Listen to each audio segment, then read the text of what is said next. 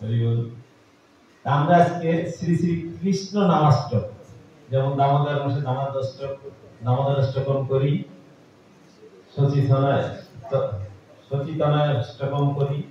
আজকে শ্রীকৃষ্ণের জন্মদিনে, জন্মাষ্টমীতে তার জন্ম কাহিনী 8টা শ্লোকের মাধ্যমে বর্ণিত হয়েছে। আমরা সেটা একটু পাঠ করি, অল্প সময় লাগবে, পরে তারপরে শ্রী শ্রী কৃষ্ণ নমস্তকম কি নিখিল শ্রুতি মৌলি রত্নমালা দুতি নিরাচিত পাদ পঙ্কজন্ত। 211। ওই মুক্ত কুলৈরূপসমানম হরিতস্তম হরিনাম সংশ্রয়ামি। হে হরিনাম, তুমি শ্রীকৃষ্ণ বিগ্রহ থেকে অভিন্ন বলে নিখিল উপনিষদ রূপ রত্নমালার কিরণ দ্বারা তোমার শ্রীপাদ পদ্মের নখসমূহ নিমজ্জিত হচ্ছে। অর্থাৎ সমস্ত বেদগণ তোমার পাদপদ্ম গ্রন্থের মহিমা কীর্তন পূর্বক স্তব করছে, এবং যোগী ঋষি প্রভৃতি মুক্ত পুরুষগণ তোমার উপাসনা করছেন। অর্থাৎ আমি সর্বতভাবে তোমার আশ্রয় গ্রহণ করছি।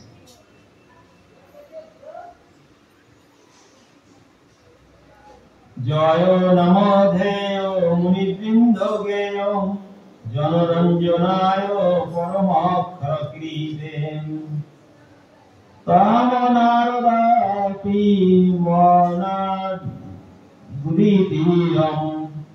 নিখিলোগ্রতাপ পটলিম বিরূপসি। হে কৃষ্ণ নাম, মুনিগণ সর্বদা তোমাকে কীর্তন করছেন। তুমি নিখিল জনমণ্ডলীর চিত্ত বিনোদনার্থে পরম অক্ষর রূপ আকৃতি অর্থাৎ বিগ্রহ ধারণ করেছো, এবং অবহেলা পূর্বক যদি কেউ তোমাকে একবার মাত্র উচ্চারণ করে তাহলে তুমি তার ভীষণ পাপ রাশি ধ্বংস করে থাকো। অতএব হে নাম, তোমার জয় হোক। প্রথম শ্লোকে বিগ্রহের কীর্তন করলেন, যে বিগ্রহ শ্রীকৃষ্ণ, তোমার বিগ্রহ হচ্ছে তোমার থেকে অভিন্ন। তোমার বিগ্রহের সেবা পুজো অর্চনা যদি কেউ করে তাহলে সে সমস্ত পাপ থেকে মুক্ত হয়ে তোমার পাদপদ্মে ভক্তি লাভ করবে। অতএব তোমাকে আমি প্রণাম করি। আবার বলছে, যদি বিগ্রহ সেবা করতে কেউ না পারে, ইচ্ছাকৃত হোক আর অনিচ্ছাকৃত হোক, যদি কেউ তোমার নাম গ্রহণ করে, মুখে নাম করে থাকে, তাহলেও তোমার সমস্ত পাপ বিনষ্ট হয়ে তোমাদের অচল ভক্তি লাভ হবে। অতএব হে নাম, তোমার জয় হোক। যদাভ্যাস পুদেন কবলিত ভবদন্ত বিভব দৃশম তত্তন্ধ নামতি দিশতি ভক্তি প্রণয়িম জনতস্য দত্তম জগতে ভবন্নাম তরেণ করণে কৃতিতে নির্পত্রম কইহ মহিমানম প্রভবতি। হে কৃষ্ণ নাম রূপ সূর্য, যদি কেউ কোনো সংকেতে বা অভ্যাসেও তোমাকে উচ্চারণ করে, দেখুন কত সুন্দর কথা। কেউ যদি কোনো সংকেতে, জানি না ভাগবত পাঠ আছে, সংকেত দিল, মুখে বললো না, শুধু বললো যাবে না, এটাও কৃষ্ণ নাম করার সমান বলছি। আবার অভ্যাসেও তোমাকে উচ্চারণ করে, তাহলে তুমি তার সংসারাসক্তি রূপ অন্ধকার দূরীভূত করে থাকো, এবং তুমি তত্ত্ব জ্ঞানবিহীন ব্যক্তিকেও কৃষ্ণ ভক্তি বিষয়নী জ্ঞান দৃষ্টি প্রদান করে থাকো। যার কৃষ্ণ ভক্তি নেই, তত্ত্ব জ্ঞান নেই, কোনো জ্ঞান নেই, তাকেও তুমি কৃষ্ণ ভক্তি বিষয়নী জ্ঞান দান করো। অতএব হে নাম, যদি কেউ নাম করে তাহলে তার এরকম কৃপা হয়। হে নাম, জগতে এমন বিদ্বান কি আছেন যে তিনি তোমার মহিমা বর্ণনা করতে সমর্থ হবেন? অনন্তদেব অনন্তকাল ধরিয়া অনন্ত মুখে যদি করে কৃষ্ণের নাম, তবুও না হয় তার কিঞ্চিত বর্ণনা। এখানে তাই বলছেন, তোমার এমন অনন্ত গুণ মহিমা সম্পন্ন নাম, কি তার কোন বড় বিদ্বান আছে যে তার মহিমা করতে পারবে? যদ ব্রহ্ম সাক্ষাৎ কৃতি নিশ্চয়াপি বিনাশময়াতি বিনান ভোগয়ে অপৈতি নাম স্ফুরণানেন তত্ত্বে প্রারব্ধ কর্মেতি বিরৌতি বেদ। অবিচ্ছিন্ন তৈলধারার মতো নিষ্ঠা সহকারে অবিরাম ব্রহ্ম চিন্তা করলেও ভোগ ব্যতিরিকে যে প্রারব্ধ কর্মের অর্থাৎ অনাদিকাল সঞ্চিত পাপ ও পুণ্য জনিত কর্মসমূহের ফলাফল বিনষ্ট হয় না। হে না, জিহ্বাগ্রে তোমার স্পন্দন মাত্রেই অর্থাৎ মুখে তোমার উচ্চারণ করা মাত্রই সেই প্রারব্ধ কর্ম বিনাশ প্রাপ্ত হয়ে থাকে। অনেক অনেক অন্যায় করে দেখা যাচ্ছে অনেক মহাত্মাগণই বলা যাবে, যারা অনেক পাপ করেছেন, কোটি কোটি বছর ধরে লক্ষ লক্ষ বছর ধরে সাধন ভজন করেও যাদের পাপ নষ্ট হয়নি, কিন্তু হে নাম, তোমার নাম মুখে উচ্চারণ করা মাত্রই সর্ব পাপ হরণ হয়ে যায়। আছে এমন প্রমাণ শাস্ত্রে? জগাই মাদাই পাপী ছিল, অনেক পাপী ছিল, তার শাস্ত্রে লিখে চিত্রগুপ্তের খাতায় আর জায়গা ছিল না, লেখা বন্ধ করে দিয়েছিল যে এত পাপ আর কি লেখে কি হবে, ওই একটা খুন করলেও জেল হবে, দুটো করলেও সেই জেল হবে। জগাই মাদাইয়ের অবস্থা, পাপের অবস্থা এরকম হয়েছিল যে পাপ এত করা হয়ে গেছে, চিত্রগুপ্ত লেখা বন্ধ করছে যে এই যেটুকু আমি লিখেছি এইটুকুই আমি যমরাজকে বলে পারবো না, তার লিখে কি হবে। কিন্তু সেই রূপ জগাই মাদাই একবার হরি নাম করলো, সঙ্গে সঙ্গে উদ্ধার। সেই নামে ব্যাখ্যা করেছে। অভ্রগমন যশোদানন্দন নন্দ শুনো, কমল নয়ন গোপীচন্দ্র বৃন্দাবনেন্দ্রা, প্রণত করুণা কৃষ্ণ বিত্তানেক স্বরূপে, তোই মম রতিরুচ্চৈবর্ধিতম নমো দেয়।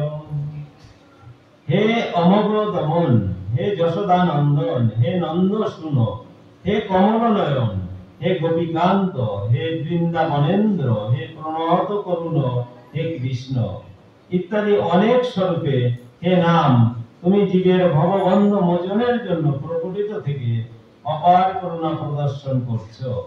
অতএব হে নাম, তোমাদের আমার অনুরাগ প্রচুর পরিমাণে বর্ধিত হোক। আমরা শিক্ষাষ্টকমেও পড়ি, নাম নামকারী বহুধা সর্বশক্তি, মানে কি? নাম নাম অকারী, তোমার অনেক অনেক নাম, কৃষ্ণ, গোবিন্দ, মদন মোহন ইত্যাদি, তোমাকে যে যে নামেই ডাকুক না কেন সেই একজনকেই ডাকা হয়, সেই নামের কৃপা একই রকম ফল লাভ করে। ও গোবিন্দ ডাকছে, আমি কৃষ্ণ ডাকছি বলে ফল আলাদা হবে, নারায়ণ ডাকছে বলে আলাদা হবে, তা নয়। ঠিক আছে, 8টা করে দিই। বাচ্চম বাচকম ইত্যুদেতি ভবতনম স্বরূপোদয়ম, পূর্বাশ্চাৎ পরমেব হন্ত করুণম তত্রাপি জানীমহে, যস্তস্মিন বিহিতা পরাধানি বহো প্রাণী সন্তদ্ভবেন, দর্শনেদমুপস্য সোऽপিহি সদানন্দম ভূতমজ্জতি। এ নাম তোমার দুইটি স্বরূপ, বাচ্চ অর্থাৎ বিভু চৈতন্য নন্দময় বিগ্রহ, মূর্তিমান শ্রী বিগ্রহ, দুটি স্বরূপ নামে, একটি হচ্ছে বিগ্রহ স্বরূপ, বিগ্রহের নাম যেমন, আরেকটি হচ্ছে বাচক স্বরূপ, মানে আমরা মুখ দিয়ে যেটা বলতে পারি, অর্থাৎ কৃষ্ণ, গোবিন্দ প্রভৃতি বর্ণাত্মক বিগ্রহ, অক্ষরময় নাম বিগ্রহ। এটা হচ্ছে মূর্তিমান শ্রী বিগ্রহ, আর একটি হচ্ছে অক্ষরময় নাম বিগ্রহ। তুমি এই দুইটি স্বরূপে বিরাজ করছো, পরন্তু আমি তোমার বিভু চৈতন্য স্বরূপ নমানন্দে হরি হরি বল।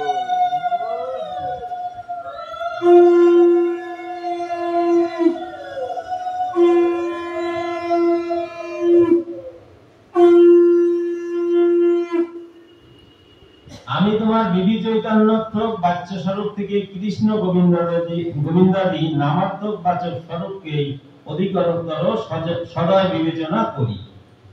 যেহেতু যদি কোনো ব্যক্তি তোমার বিধি চৈতন্যত্মক বাচ্য স্বরূপ অবলম্বন করে, অর্থাৎ শ্রী বিগ্রহ আশ্রয় করে তোমার উপাসনা করতে করতে অপরাধী হয়ে পড়ে, বিগ্রহ সেবায় অনেক অপরাধ ঘটে আমাদের, আমরা অনেকে বুঝি অনেকে বুঝি না, না জেনেই করি সেই অপরাধ।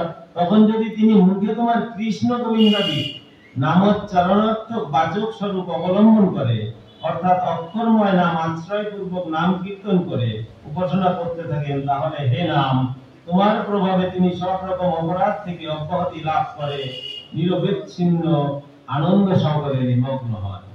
দেখবেন আমরা যখন কোনো যজ্ঞ অনুষ্ঠান করি, উচিত হচ্ছে পাশে কীর্তনের দল রাখা, হরে কৃষ্ণ মহামন্ত্র যেন কীর্তন হতে থাকে। আমরা যখন বিগ্রহ সেবা করবো, আমাদের মুখে যেন নাম থাকে, হরি নাম যদি থাকে, তাহলে যে অপরাধ হবে সেটা ভগবান ক্ষমা করে দেবেন। কারণ ভগবান তো দেখছেন সে তো আমারই সেবা পূজা করছে, আমারই ইয়ে করছে, কিন্তু অপরাধ তো অনেক রকম হয়, আমরা বুঝিই না। যেমন এই আরতি করতে করতে আরতির যে ওই চামর বা পাতা, যদি আমি যে আসনে দাঁড়িয়ে আছি সেই আসনে মিশিয়ে নিয়ে জল দান করা হয়, তাহলে কি হয়? সেটা নিয়েই ভগবানকে আরতি করা হচ্ছে, আমাদের এখানে হয়। তা এগুলো ঠিক নয়, আমরা জানিও না, বুঝিও না, অপরাধ এইভাবে হতেই থাকে। বলেছি খাওয়া যায়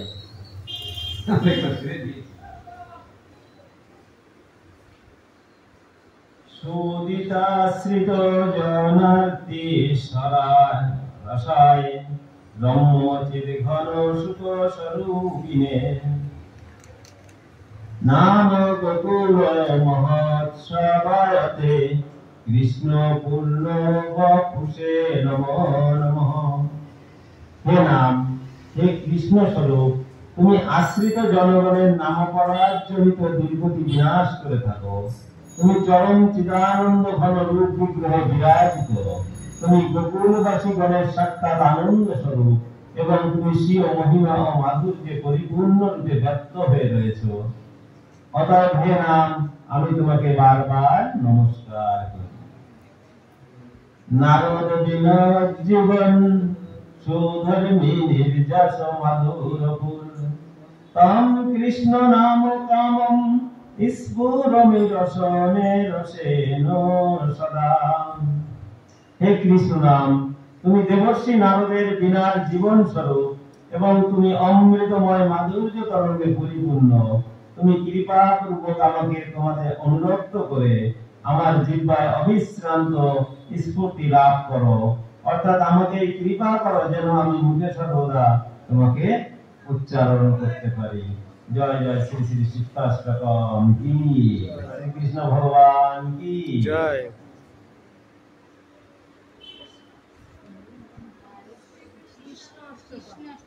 কৃষ্ণ কৃষ্ণাষ্টকম, রাধাষ্টমীর দিনে রাধাষ্টকম পাঠ করব। আজকে কৃষ্ণের লীলা যে কোনো একটা করেন। আজকে কৃষ্ণের লীলার মধ্যে জন্মতিথিতে জন্মলীলাই পাঠ করা উচিত আমাদের, বা জানা উচিত, জানলেই ভালো। সবাই আমরা জানি কৃষ্ণের মহিমা, কৃষ্ণের লীলা এতই সুন্দর, এতই মধুর, যতবারই চর্বণ করা যায় ততবারই রস আস্বাদন হতে থাকে। যত চর্বণ করা যায় ততই তার নামে আস্বাদ্য লাভ হতে থাকে। আমরা দশম স্কন্ধে, ভাগবতের দশম স্কন্ধে এই কৃষ্ণের জন্ম লীলা কাহিনী এবং তার পূর্ণ লীলা কাহিনী দশম স্কন্ধের 90টি অধ্যায়ের মাধ্যমে সরাসরি ভগবানের এই দিব্য লীলা বর্ণিত হয়েছে। 90টা অধ্যায় ধরে, কত শ্লোক তাহলে? 350 শ্লোকের অধ্যায়ের মধ্যে ভাগবতে আছে 350টি অধ্যায়, তার মধ্যে 90টি অধ্যায় শুধু দশম স্কন্ধ। কারণ এই অধ্যায়েই ভগবানের লীলা মহিমা ভগবান ভক্তের মাধ্যমে বর্ণিত হয়েছে, অন্য কোনো অধ্যায় হয়নি। অন্য কোনো অধ্যায়ে কি হয়েছে? ভক্ত ভগবানের লীলা পরিবর্তিত হয়েছে, যে লীলা মাধ্যমে আমাদের হৃদয়কে পরিমার্জিত করে, শুদ্ধ করে তোলে। তারপরে এসে বলছে দশম স্কন্ধে ভগবানের লীলা মাধুর্য কথা। সেই লীলা মাধুর্য কথা প্রথম 4টি অধ্যায়ে, এই দশম স্কন্ধের প্রথম 4টি অধ্যায়ে ভগবানের এই লীলা, শুধু জন্ম লীলা বর্ণনা করা হয়েছে। তাতেও কয়েকশো শ্লোক এবং 200-300 পাতা ধরে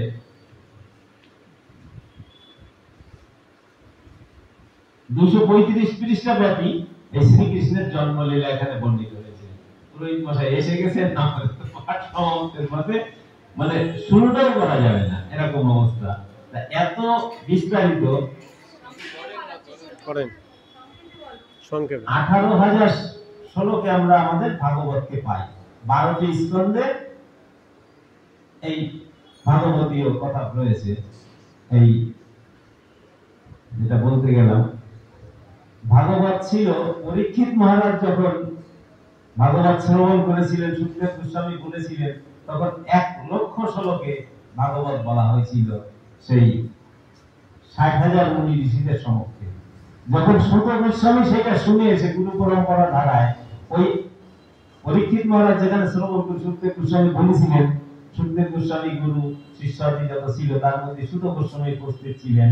সুত গোস্বামী যা শ্রবণ করে এসেছিলেন, যা তার মনে ছিল, সেই মনে থেকে নৈমিষারণ্যে যে ভাগবত সভা হয়েছিল সেখানে ছিল 88,000 মুনি ঋষিগণ। সেই 88,000 মুনি ঋষিদের সামনে উনি তার মন থেকে এই 18,000 শ্লোকে ভাগবত বর্ণনা করেছেন অতি সংক্ষেপে। ভাগবত হচ্ছে সমস্ত শাস্ত্রের সারাংশ। সংক্ষেপে কেন? এই ভাগবত জন্ম রহস্য আমি তো এখানে বললাম এই কয়েক পৃষ্ঠা নিয়ে, 300 পৃষ্ঠার মতো। এটা আমরা হরিবংশে, ব্রহ্মবৈবর্ত পুরাণে বা বিভিন্ন গ্রন্থে আমরা আরো অনেক বিস্তারিত ভাবে পাবো। গর্গ সংহিতায় এরকম একটা গ্রন্থ, গর্গ সংহিতা, তা ধরেই কৃষ্ণ লীলা বর্ণিত রয়েছে। তাহলে এখানে অল্প একটুর মাধ্যমে কতটুকু আর দিয়েছেন, তার থেকেও আমরা অল্প একটু বলবো। কিভাবে বলবো? এখানে পরীক্ষিত মহারাজ ভাগবতের 9ম স্কন্ধে সুখদেব গোস্বামী বলছেন,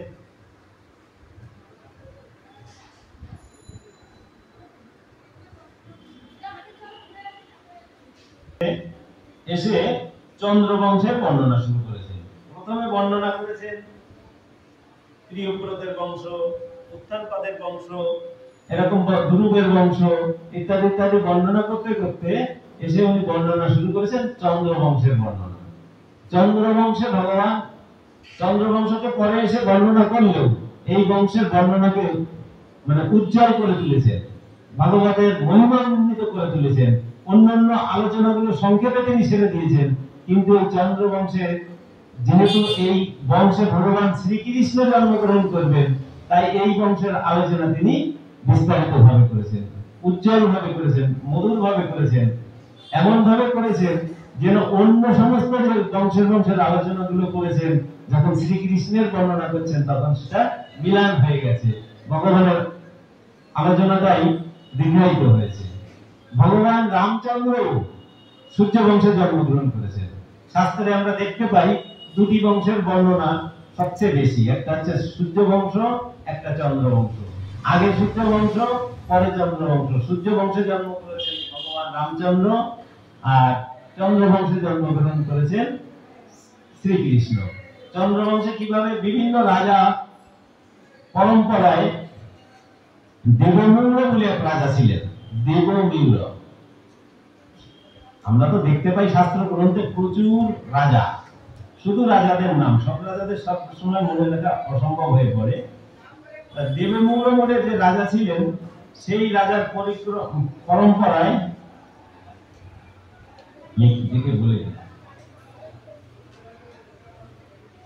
রাজার ছেলের নাম যজাতি। যজাতির ছিল 5টি পুত্র। সেই 5টি পুত্রের মধ্যে একজনের নাম ছিল যদু, একজনের নাম ছিল কুরু। কুরু ছিল সবচেয়ে ছোট। যজাতির সেই বার্ধক্য গ্রহণ করেছিল কুরু, কিন্তু যদু, এই যে 5 ছেলের মধ্যে একজন যদু ছিল, সেই যদু নাম অনুসারে সেই বংশের নাম হয়ে যায় যদু বংশ, এবং এই যদু বংশে ভগবান শ্রীকৃষ্ণ জন্মগ্রহণ করেন।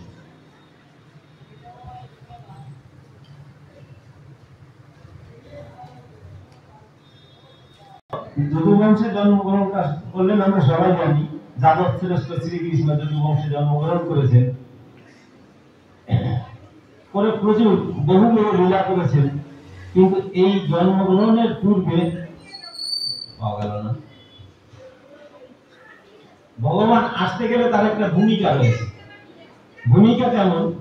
এখানে ভাগবতের প্রথম অধ্যায়, 10ম স্কন্ধের প্রথম অধ্যায়ে শ্রীকৃষ্ণের আবির্ভাব ভূমিকা, মানে অধ্যায়ের নাম হচ্ছে ভূমিকা।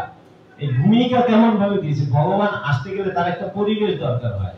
তিনি আসতে চাইলেই সেখানে আসতে পারেন না। আজকে ইচ্ছে করলেই আজকে, ভগবান সবকিছু পারেন, কিন্তু আজকে ইচ্ছা করলেই আজকে তিনি আসতে পারেন না। তিনাকে আসতে হলে বহু বহু কোটি কোটি বছর ধরে তার পরিকল্পনা করতে হয়।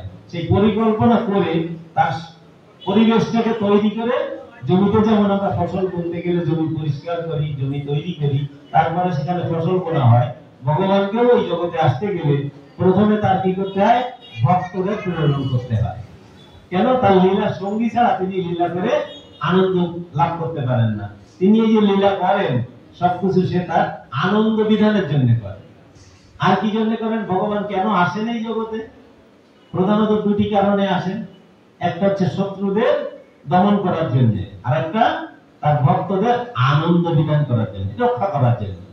আমরা পড়েছি অধর্মস্য যদা যদা হি ধর্মস্য গ্লানির্ভবতি ভারত অভ্যুত্থানম মদাত্মনম। কি হচ্ছে? তাহলে ধর্ম সংস্থান করার জন্য আসছেন, মানে ভক্তদের রক্ষা করার জন্য, ভক্তদের মাধ্যমে ধর্ম সংস্থাপন করার জন্য আসছেন। আর আসছেন কি? অসুরদের বিনাশ করার জন্য, অভক্তদের বিনাশ করে ধর্ম। দুটি কারণে আসছেন। তারপরে আরো তিনটি কারণ রয়েছে। পরিত্রাণ সাধুনাং বিনাশায় চ দুষ্কৃতাং ধর্ম সংস্থাপনার্থায় সম্মানমিতি। পরিত্রাণায় সাধুনাং, যে সাধুরা তার নাম কীর্তন করছে, তার গুণকীর্তন করছে, তাদেরকে সাধু বলবো। তাহলে সেই সাধুদের পরিত্রাণ করবেন, মানে উদ্ধার করবেন, করে কোথায় নিয়ে যাবেন? তার ধামে নিয়ে যাবেন। তাই এখানে যারা এসছে, ভগবানের যারা বিরুদ্ধাচরণ করছে, অসুর প্রবৃত্তি গ্রহণ করছেন, তারাও তো তার ভক্ত। সুর এবং অসুর দুই তারের সন্তান, ভগবান শ্রীকৃষ্ণের সন্তান। জগতে যা কিছু সৃষ্টি হয়েছে, যত জীব সৃষ্টি হয়েছে, সবই ভগবানের সৃষ্ট জীব। তো প্রত্যেকটা জীবই যদি তার সন্তান হয়, যে অসুর এসে তার বিরোধিতা করছে, আমরা দেখতে পাই সেই হিরণ্যকশিপু, হিরণ্যাক্ষ, যিনি জয় বিজয় ছিলেন, রাবণ কুম্ভকর্ণ হলেন, এরা তো তার পরম ভক্ত ছিল। কিন্তু এখানে এসে তার অসুর রূপে, বিরোধিতা রূপে অভিনয় করছে। অভিনয় করে তাড়াতাড়ি আবার ভগবানের ধামে ফিরে যাচ্ছে। তাই ভগবানও এখানে আসার আগে তার ভক্তদের বিভিন্ন দেব দেবীদের বিভিন্ন রূপে অভিনয় করার জন্য পাঠিয়ে দিয়েছে। দেখুন, ভগবান আসার কত পূর্বে তার মা বাবা ঠাকুরমাকে পাঠাতে হয়েছে। আবার মা বাবা একজন না, দুইজনকে পাঠাতে হয়েছে। এই দুইজন এমনি এমনি ভগবানের মতো, মানে একদিকে তারা সন্তান রূপে, পুত্র রূপে লাভ করেনি, কেউ বিরাতা রূপে, কেউ বন্ধু রূপে, সদা রূপে। এদেরও কোটি কোটি বৎসরের সাধনা রয়েছে। যেমন বসুদেব আর দেবকী পূর্বজন্ম ছিলেন সুতপা আর কৃষ্ণী নামক গোপপতি। পূর্বজন্ম মানে কি? এই সত্যদের তো দাপর কলি, এইভাবে তো অনবরত ঘুরছে। এরকম ঘুরতে ঘুরতে এর পূর্বে শত শত কোটি চতুর্যুগ আগে বা হাজার হাজার চতুর্যুগ আগে, এখানেই লেখা রয়েছে, সেই সমস্ত মানে শত শত চতুর্যুগ আগে কোন এক জন্মে বিবর্ষণ মনুর্য আমলে 14 জন মনু, তার একজন মনু হচ্ছে বিবর্ষণ মনু। সেই বিবর্ষণ মনু যখনে ওই সুতপা এবং কৃষ্ণী দ্বারা জড় জাগতিক মোহ থেকে নিবৃত হয়ে ভগবান শ্রীকৃষ্ণের উপাসনা শুরু করেছিলেন। হাজার হাজার বছর ধরে তপস্যা করার পরে একদিন ভগবান শ্রীকৃষ্ণ স্বয়ং সন্তুষ্ট হয়ে এই সুতপা এবং কৃষ্ণের সামনে এসে আবির্ভূত হয়েছিলেন।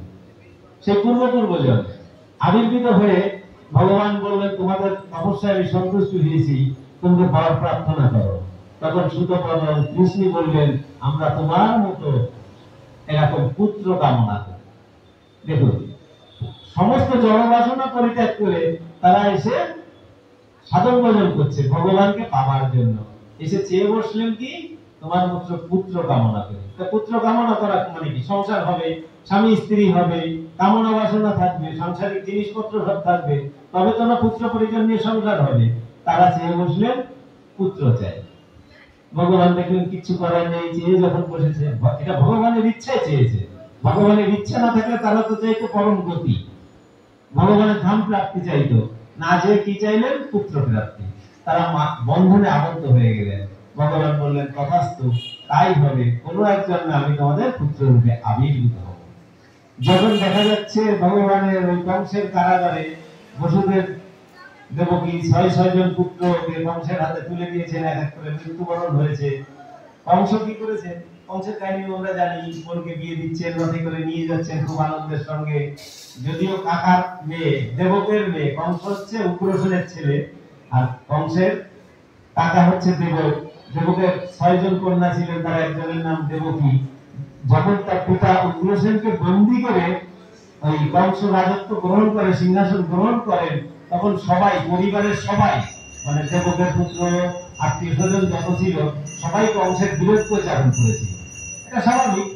পিতাকে যে সিংহাসনে রয়েছে এবং ভালো রাজা সৎ রাজা তাকে বন্দি করে বন্দি বানিয়ে যদি রাজ সিংহাসন কেড়ে নেয় গ্রহণ করে তাহলে সবাই তো ঠিক তো হবেই, সবাই রেগে যাবেই। কিন্তু সবাই রেগে গেলেও এই দেবকী যে তার কাকার কন্যা সে কংসকে খুব ভালোবাসত, সে কংসের কাছাকাছি থাকতো, কংসের সেবা করতো, কংসের আদেশ পালন করতো, তাই কংসও তাকে খুব ভালোবাসত। দেবক তার কন্যার বিয়েতে প্রচুর পরিমাণ দান সামগ্রী দিয়েছেন, তা সত্ত্বেও কংস রাজা কংস আরো বেশি দান সামগ্রী দিয়েছেন, যার বর্ণনা ভাগবতে পরপর রয়েছে। লক্ষ লক্ষ দান দাসী দিয়েছেন, হাজার হাজার দান দাসী দিয়েছেন, লক্ষ লক্ষ কোটি কোটি টাকার গহনা হীরা মণিমাণিক্য দিয়েছেন, রথ দিয়েছেন, ইত্যাদি ইত্যাদি দিয়ে কংস নিজে। আগের কালে নিয়ম ছিল, আমাদের যেমন নিয়ম ছিল যে এখনো দেখা যায় কোন কন্যার বিবাহ হলে তার সঙ্গে দিদিমা বা ঠাকুরমা যাতে কাউকে বয়স্ক কাউকে প্রেরণ করা হয়। কিন্তু শাস্ত্র বলছে তখনকার যুগে নিয়ম ছিল বোনের বিবাহে ভাই যাবে এগিয়ে। কেন ভাই যাবে? সক্ষম ভাই যাবে। যাওয়ার পথে আমরা বিভিন্ন নাটক উপন্যাসে দেখি ওই দস্যু দল ডাকাত দল আক্রমণ করে হরণ করে নিয়ে যেত সোনাদানা। তাই সক্ষম ভাই বোনকে রথে করে বা যানবাহনে করে বা সঙ্গে করে নিয়ে তার নিরাপদে বাড়িতে পৌঁছে দেবে, এটা ছিল কর্ম। তা কংসের মতো সক্ষম ভাই তো আর কেউ ছিল না, আর দেবকী তার প্রিয় বোন, তাই তাকে সঙ্গে করে নিয়ে রথে রথ করে রথ নিজেই চালিয়ে বোনকে পৌঁছে দিতে যাচ্ছেন তার বাড়িতে। কিন্তু কি হলো, যখনই রথ পরিচালনা করলেন তখন দৈববাণী হলো যে হে মূর্খ কংস, তুমি আজ যাকে বহন করে নিয়ে চলেছ শ্বশুরালয়ে, সেই ভগবানের পুত্র তোমার হত্যার কারণ হবে। আমরা জানি, গল্প সবাই শুনেছি। আচ্ছা, এই যে দৈববাণীটা হয়ে কি হলো, কংসকে উগ্র করে দেওয়া হলো, তাই নয়? কংসের হিংসাত্মক প্রবৃত্তিকে বাড়িয়ে দেওয়া হলো। কংস সঙ্গে সঙ্গে কি করলেন, ইয়ে থেকে তরবারি বের করলেন, দেবকীর চুলের মুষ্টি এক হাতে ধারণ করবো, তাকে হত্যা করতে গেল। আমরা জানি সবাই। কিন্তু দৈববাণীটা যদি না হতো ভালো হতো না? কংস তো উগ্র হতো না। কংস বোনকে আনন্দ করে বোনের বাড়ি দিয়ে আসতো, বোনের বাড়ি আসা যাওয়া করতো, খাওয়া দাওয়া করতো, তাদের বন্দি বানিয়ে রাখতো না, কত ভালো হতো। কিন্তু আমরা এটা ভেবেছি কি, ভাবি কি কখনো কংসকে কেন দৈববাণী দেওয়া হলো? কারণ এটা ঈশ্বর প্রদত্ত। কংসকে দৈববাণী দিয়ে জানিয়ে দেওয়া হলো তোমার মৃত্যু এইভাবে, তুমি তৈরি থাকো, তুমি প্রতিরক্ষা গ্রহণ করো। কংসকে পাপ করানো হলো। কিভাবে পাপ করানো হলো দেখুন, যে 6 জন পুত্রকে এক এক করে ওই যখন নিয়ে যাচ্ছেন, দেবকীকে মারতে যাচ্ছেন, বসুদেব ছিলেন অত্যন্ত বুদ্ধিমান রাজা, তীক্ষ্ণ বুদ্ধি সম্পন্ন ভগবানের ভক্ত, বিনয়ী। বসুদেব দেখলেন সত্য বিবাহিত স্ত্রীকে নিয়ে বাড়ি ফিরছি মনের আনন্দে, আর তাকে কংস কিনা বধ করে দেবে। তা কংস যদি বধই করে দেবে, স্বামীর উচিত তো স্ত্রীকে রক্ষা করা, তার জন্যই তো স্বামী। কিন্তু আমি যদি স্বামী হয়ে স্ত্রীকে রক্ষা না করতে পারি তাহলে আমি কিসের স্বামী? তাই তিনি কি করলেন, তৎক্ষণাৎ বুদ্ধি বের করলেন, বুদ্ধি দিয়ে কংসকে নিবৃত করার চেষ্টা করলেন। তখন তিনি কংসকে বুঝালেন, দেখো দেবকী তোমার ভগ্নী, প্রিয় ভগ্নী, আর তুমি হচ্ছে ঘোষ বংশের সবচেয়ে কীর্তিমান রাজা, সুখ্যাতি রাজা। তোমার যত আত্মীয় স্বজন বন্ধু বান্ধব রাজা রয়েছে, তোমার অনুগত যারা রাজা রয়েছে তোমাকে মানে গণ্য করে।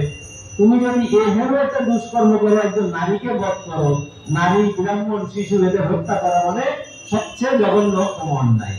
আর তুমি এভাবে একটা অপরাধ করে বলবে, তুমি এক কাজ করো, তুমি তোমার ভগ্নীকে ছেড়ে দাও।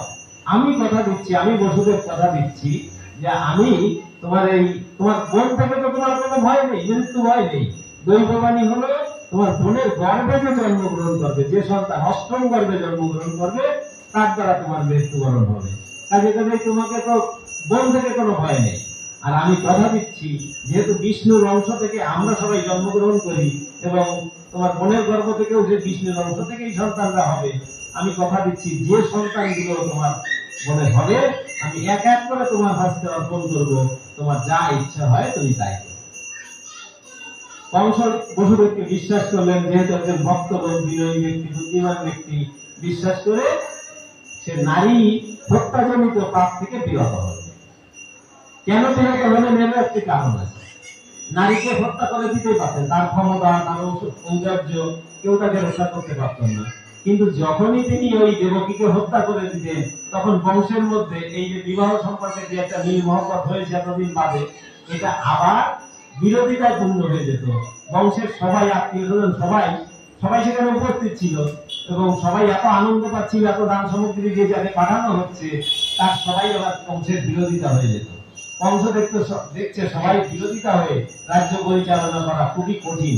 আবার কর্মস্থে দমন করতে হবে, আবার সবাইকে মারতে ধরতে হবে, যারা বেশি বিরোধিতা করতে হবে তাদের মারতে হবে। যদি আমার সঙ্গে কেউ পারবে না, মারতে তো হবে, আমার তো পাপ অনেক করতে হবে। একজনকে মারতে গিয়ে আরো তো অনেককে মারতে হতে পারে। প্রত্যেকে আমি বোনকে ছেড়ে দিই, বসুদেবের কথায় আমার বিশ্বাস স্থাপন করা উচিত। কি করলেন? শুধু বিশ্বাস স্থাপন করলেন না, তাদের কারাগারে বন্দী করে রাখলেন। কারণ যেখানে সেখানে ছেড়ে রাখলে সন্তান হলে তো আমাকে নাও দিতে পারে, আমি নাও জানতে পারি। কারাগারে বন্দী করে রাখলেন এবং যখনই সন্তান হতে লাগলো, বসুদেব বিশ্বাস সহকারে একজন একজন করে সন্তান কংসের হাতে তুলে দিলেন। আর কংস নিয়ে কি করলেন? এক এক করে বধ করলেন। কিন্তু কংস কি করেছিলেন, যে কথার কারণে এটা আবার বলতে আসলাম, কংস কি করলেন? প্রথম সন্তানটিকে যখন বসুদেব তুলে দিলেন, কংস মনের থেকে আনন্দিত হলেন। তাই তো, বসুদেব তো কথা রেখেছে, তাহলে তো কথার মূল্য আছে। তখন দেবকী কান্নাকাটি করে বলছেন, দাদা, তো আমার তো অষ্টম গর্ভের সন্তান তোমাকে হত্যা করবে, তোমার প্রথম সন্তানের কথা তো বলেনি।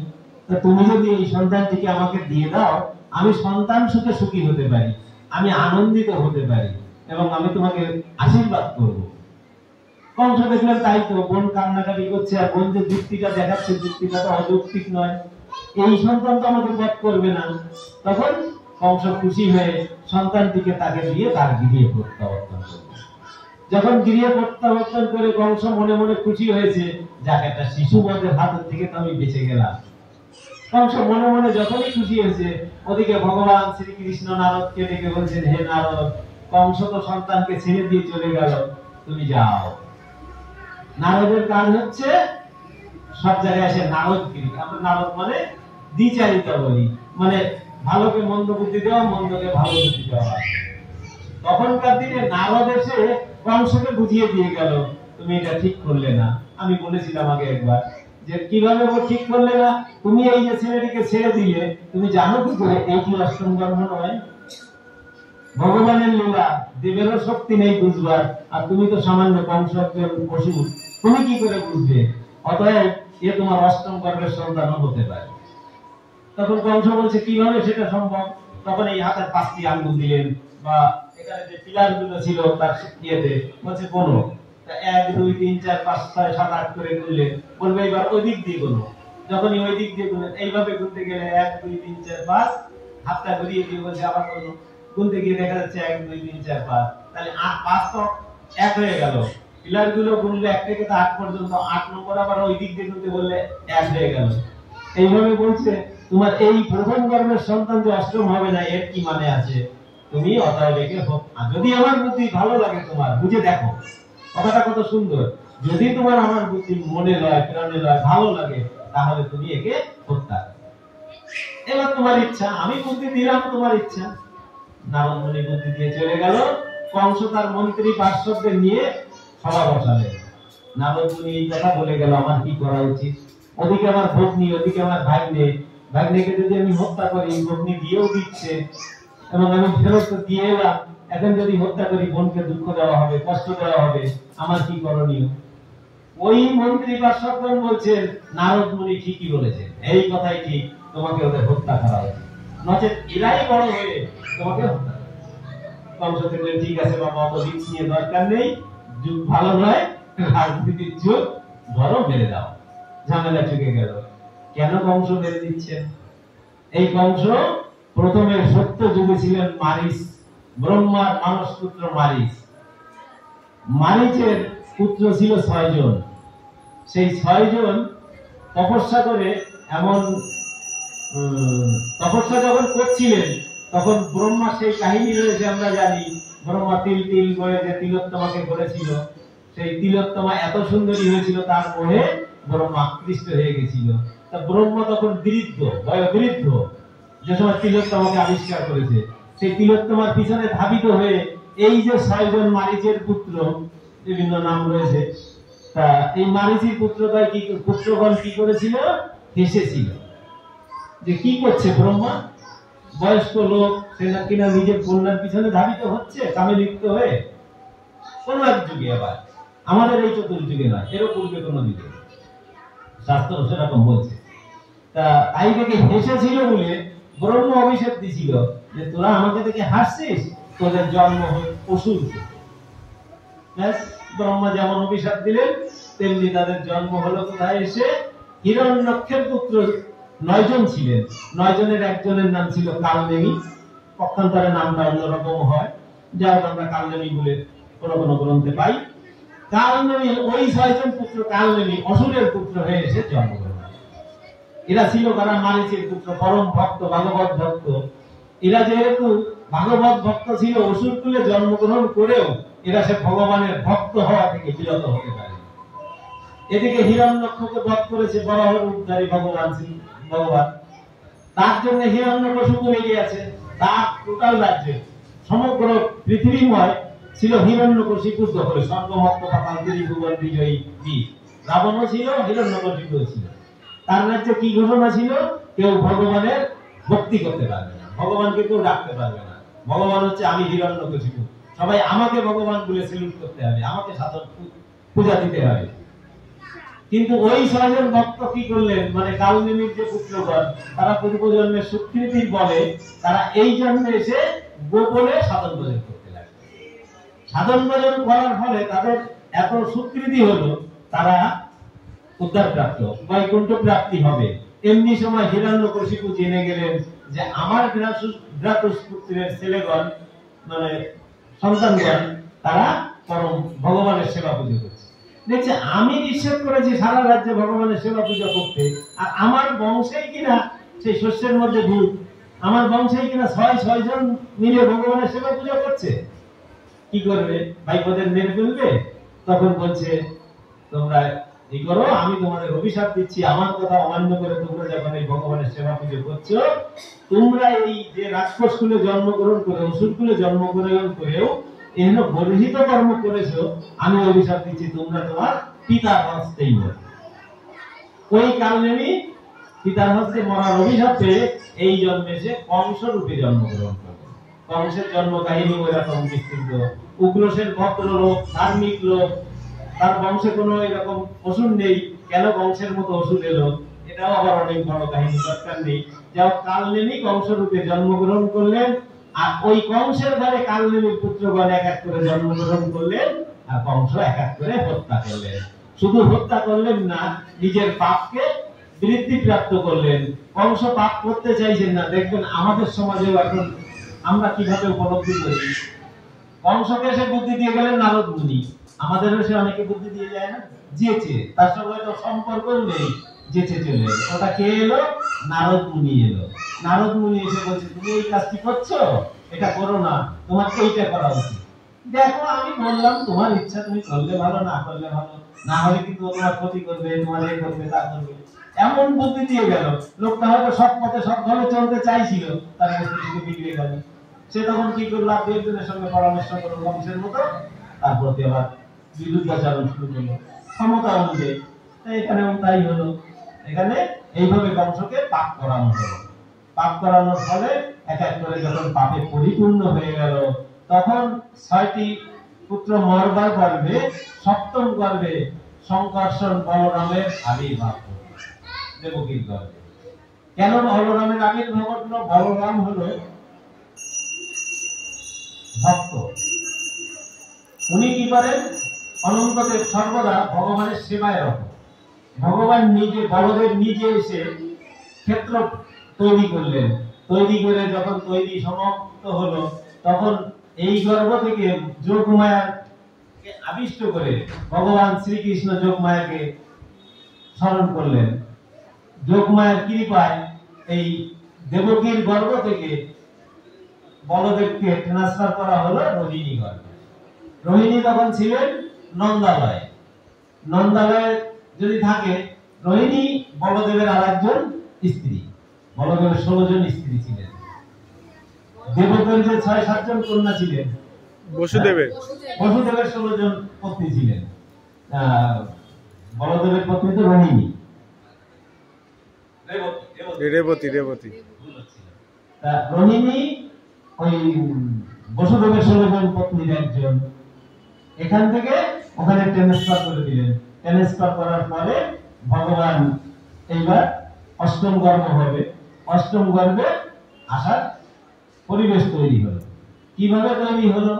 গীতায় চতুর্থ অধ্যায় 9ম শ্লোকে আমরা পড়ছি, জন্ম কর্ম চ মে দিব্যম এবং জগতি তত্ত্বত। মানে আমার জন্ম কর্ম, ভগবান শ্রীকৃষ্ণ নিজেই বলছেন, আমার জন্ম এবং মৃত্যু হচ্ছে দিব্য।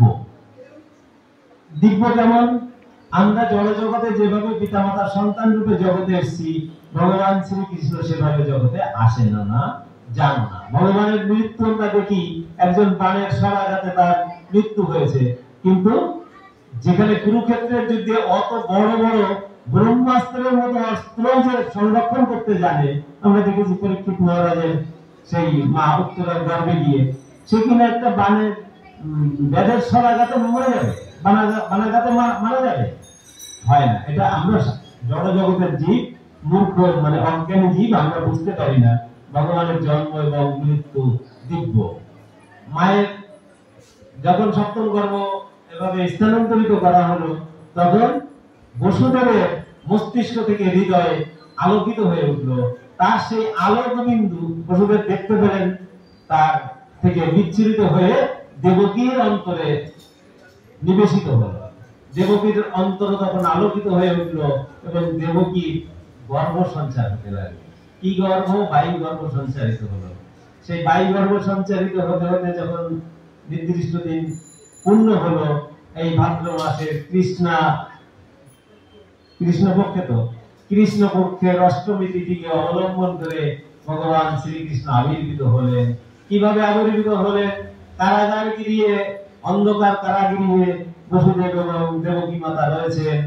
দেখা যাচ্ছে ভগবান চতুর্ভুজ ধারী শ্রীকৃষ্ণ কি গদাপদ্মধারী, শঙ্খপদ্মধারী স্বয়ং ভগবান শ্রীকৃষ্ণ চতুর্ভুজ রূপে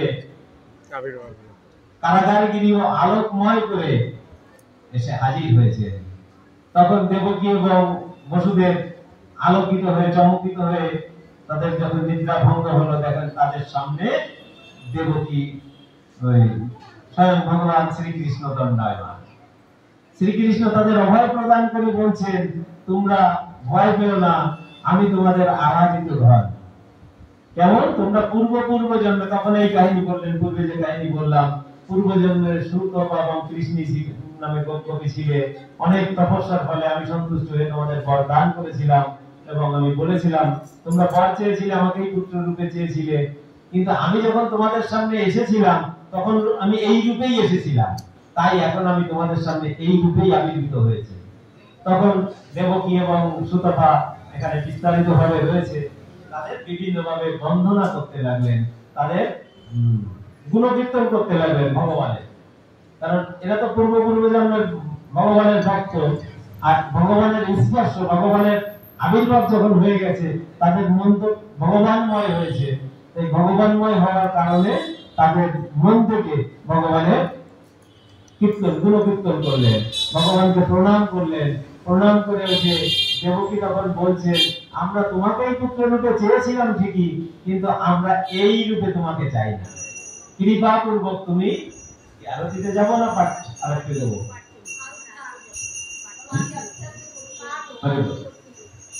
এবার কি করলেন?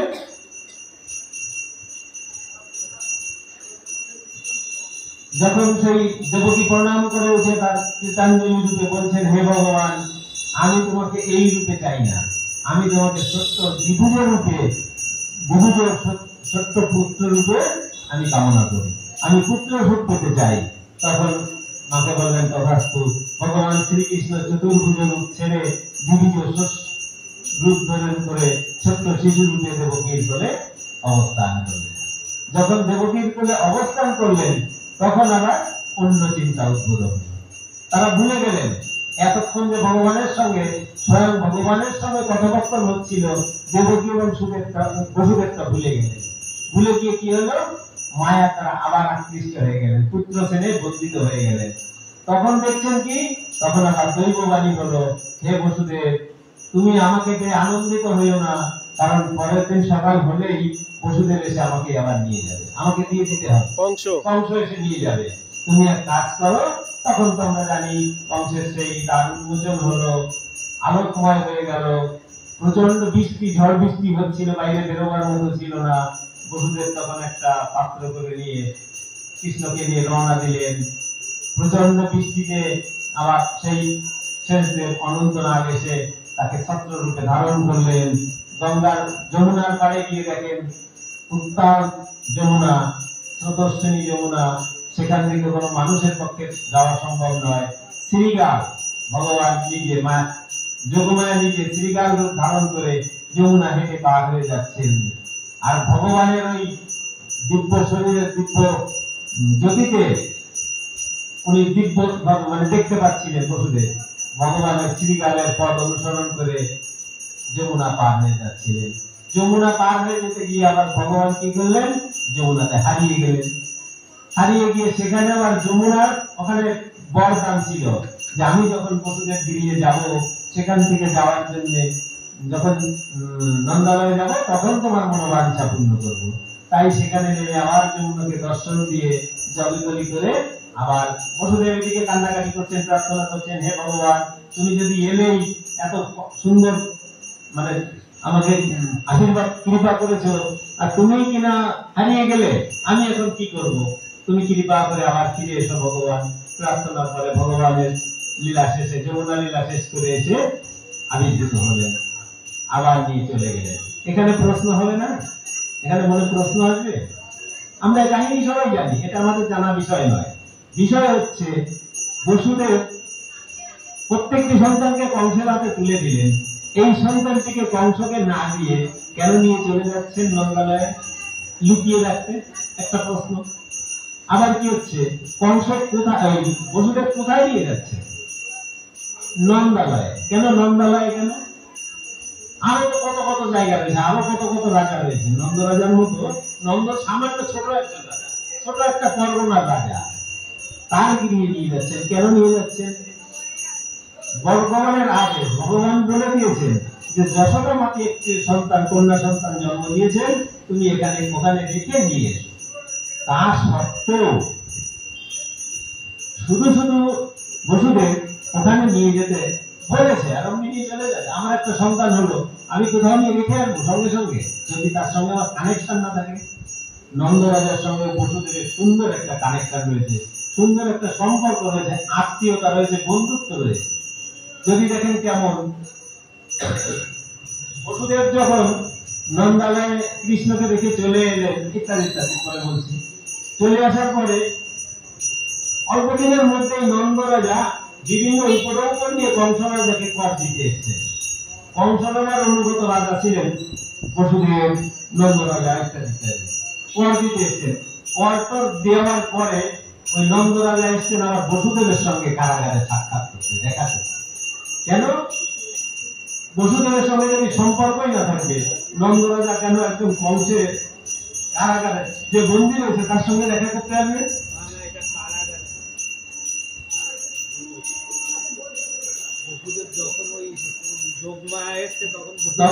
তখন মুক্ত করে দিয়েছিলেন।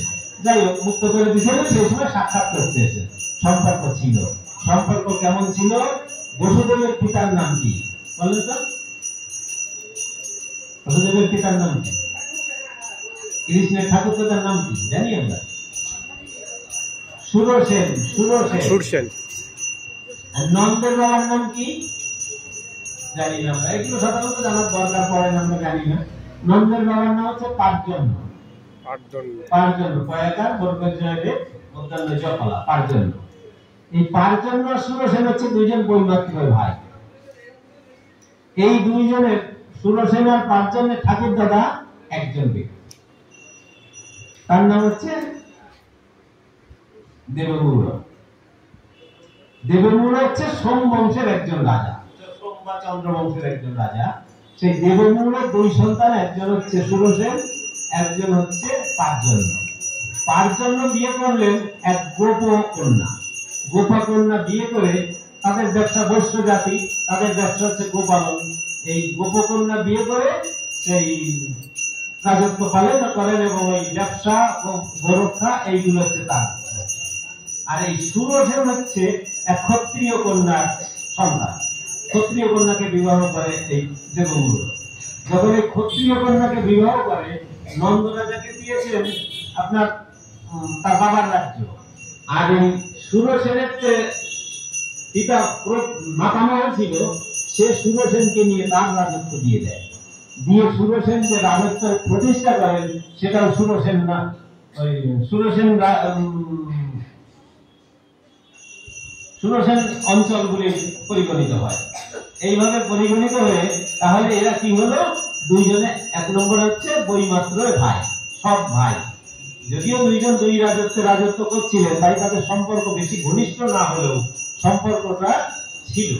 এবং সম্পর্কটা এমন ছিল, শুধু ভাই নয়, বন্ধুত্বের মতো সম্পর্ক ছিল।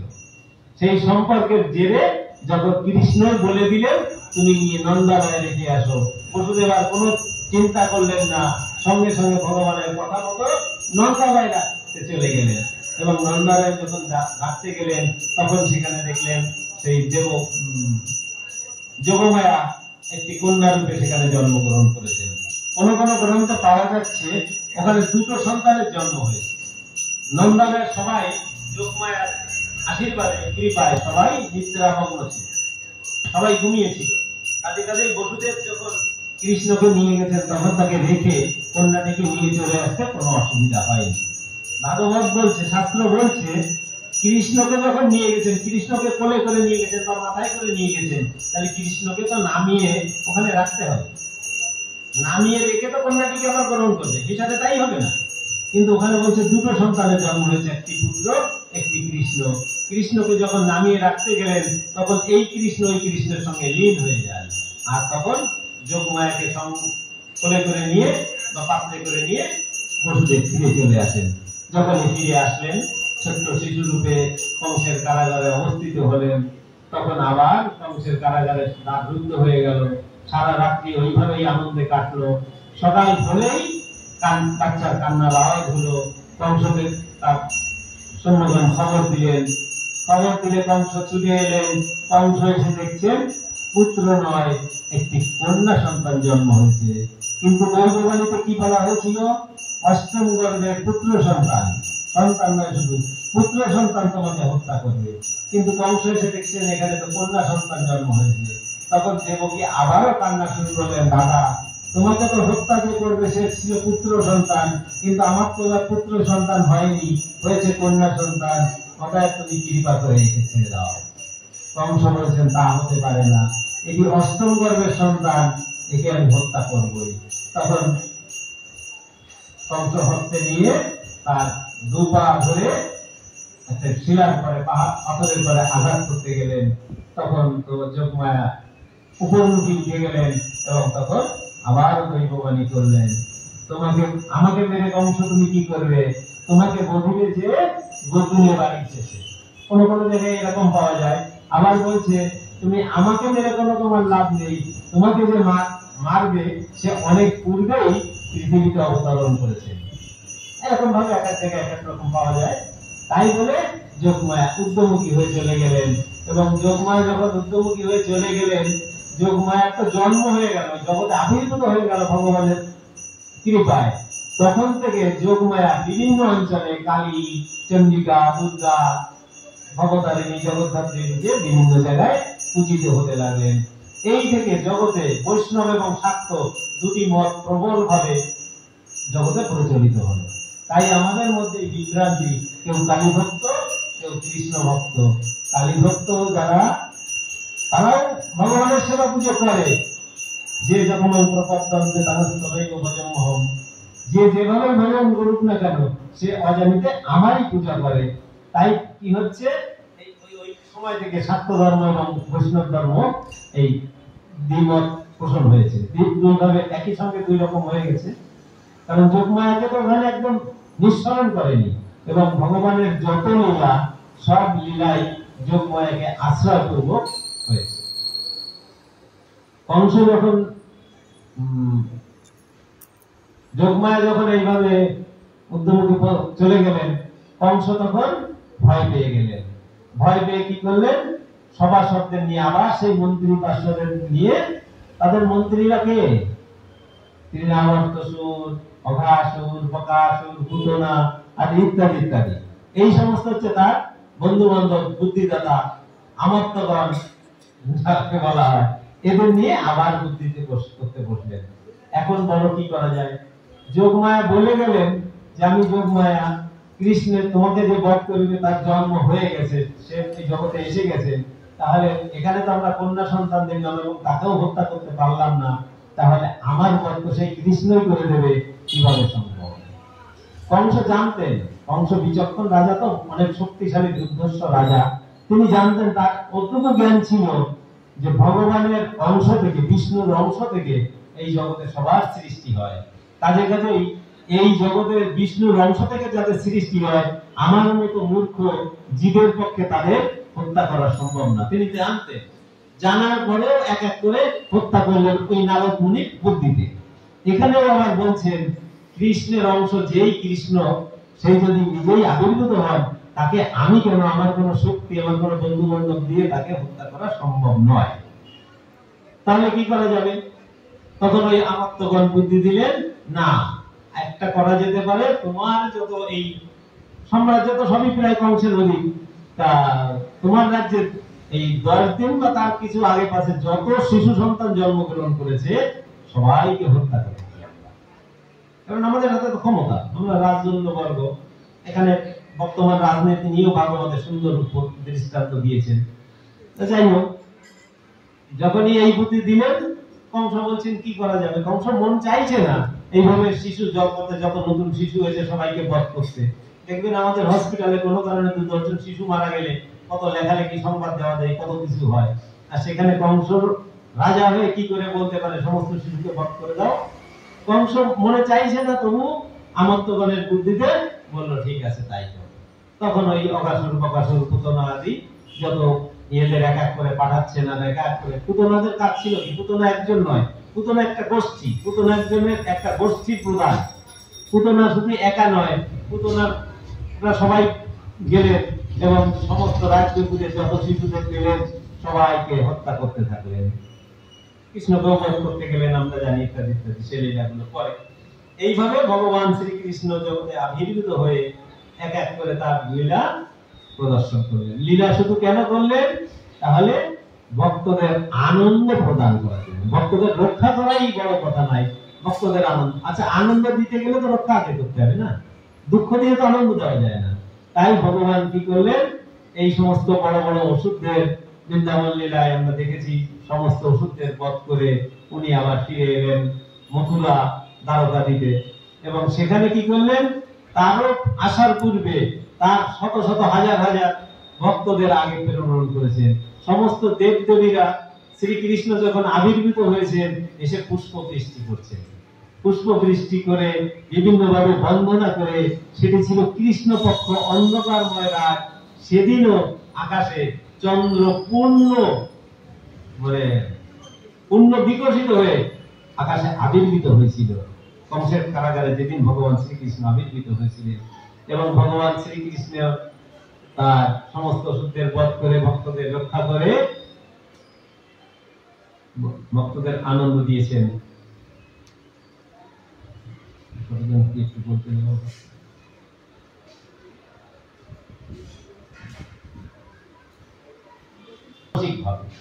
পুত্র সন্তান হয়েছে।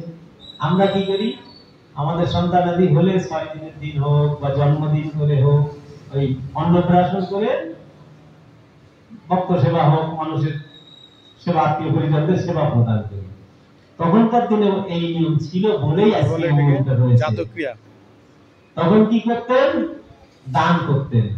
দানটা রয়েছে কারাগারে বন্দী, কিভাবে দান করবেন, মানসিক ভাবে 10 সহস্র গাভী দান করবেন। আর নন্দ বাবার গৃহে যখন রেখে আসলেন, নন্দ বাবা কি দান করলেন?